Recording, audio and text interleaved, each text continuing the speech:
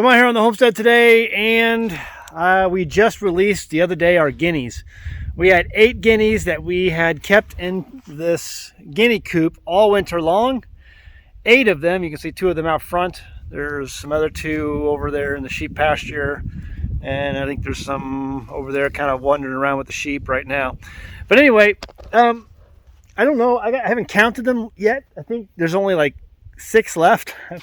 I don't know if all 8 are still alive. There's 1, 2, 3, 4, 5, 6. No, I see number 7, maybe 8.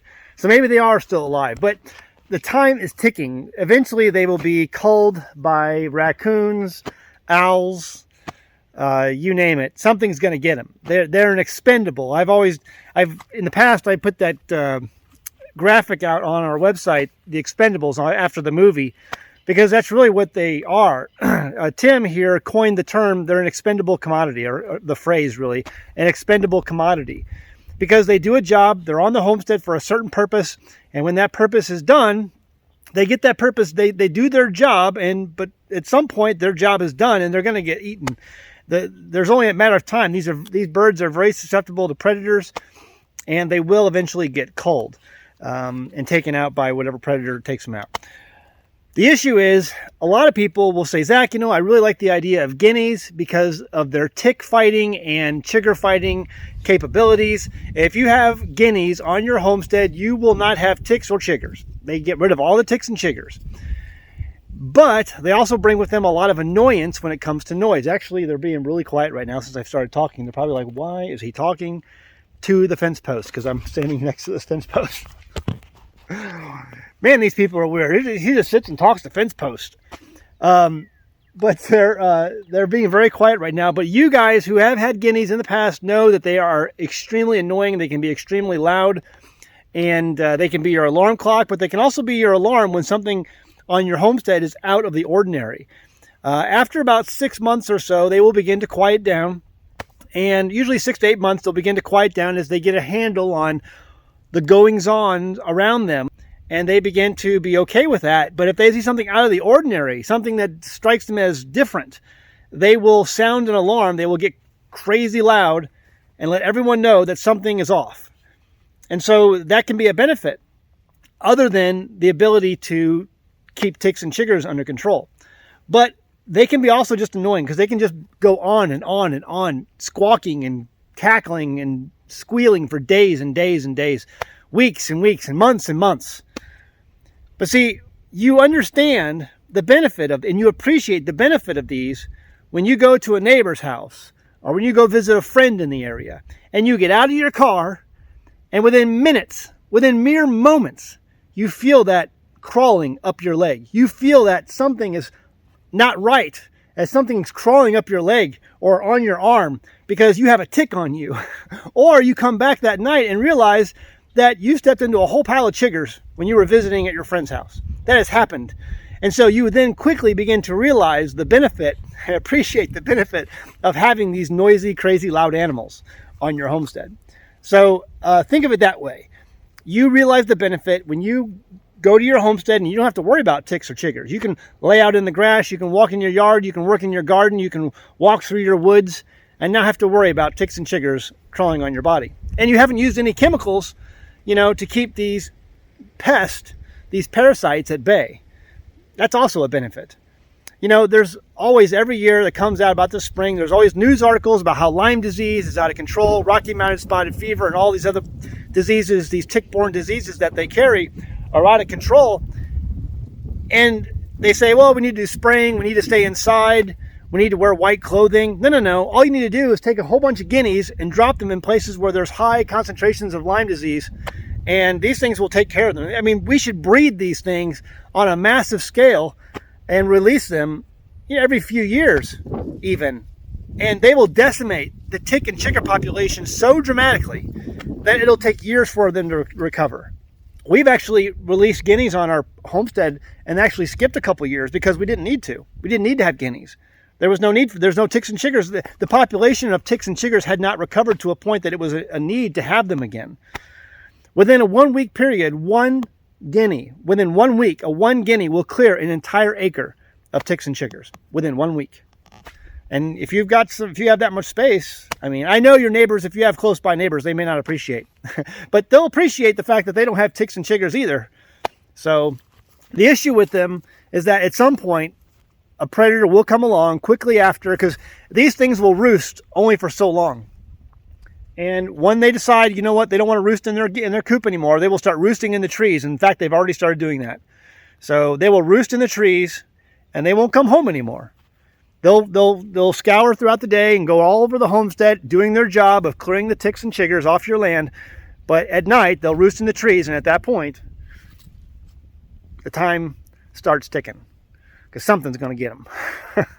So we call them an expendable commodity. An expendable commodity.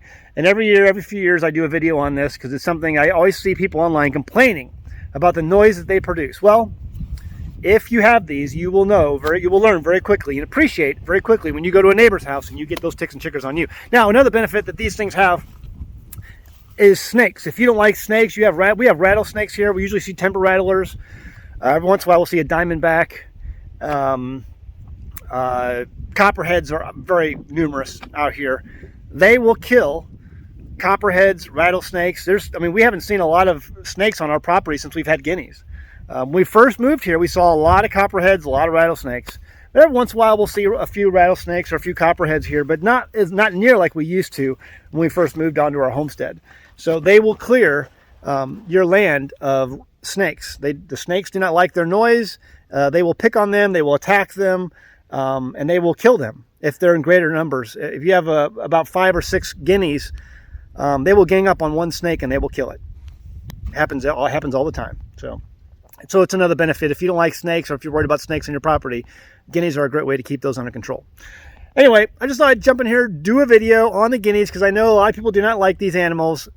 And they serve a purpose. They have a job on the homestead. They're an expendable commodity. We have eaten them before in the past. They're a good eating bird. I don't think they're that bad. They're kind of like a dark meat. They're considered a delicacy in different parts of the world. So they also have that benefit as well if you wanted to do that, if you wanted to raise them. They're kind of hard to raise chicks for. We've never successfully done that, nor do we try. We just basically try to buy them off others who do have the facilities to raise them, and then we release them intermittently throughout the years, over the years on our homestead when we feel like we need them. And I think this year, it's been a couple years since we've had a really good a flock of guineas. So this year we're releasing some, and they're out there and they're doing their job. He's right along the fence line right there. Yep. Get them, boys. Get them.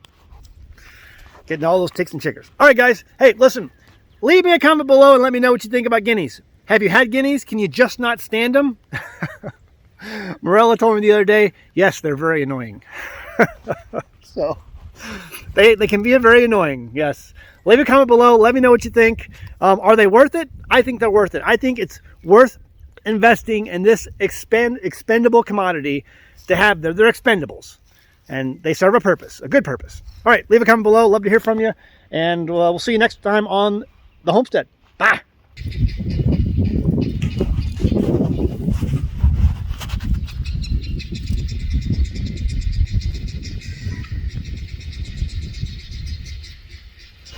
Hey guys, I'm happy to introduce an American Homestead sponsor, Zervita Zeal.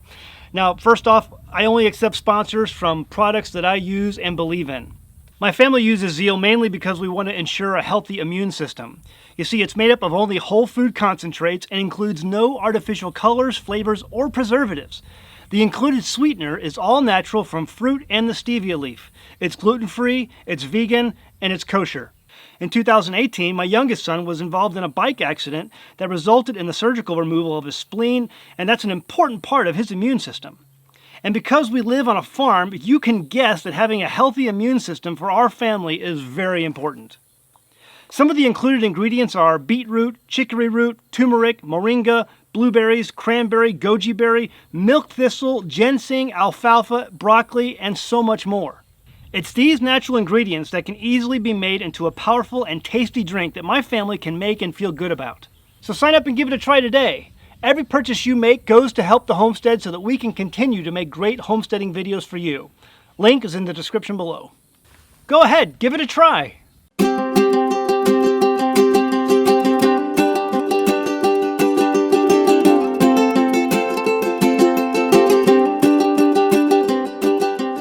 Hey guys, did you know you can become a patron of an American homestead? They get access to private videos, and we send them gifts from the homestead that we make here on the homestead. And we also enter our patrons into special giveaways that are only available to them.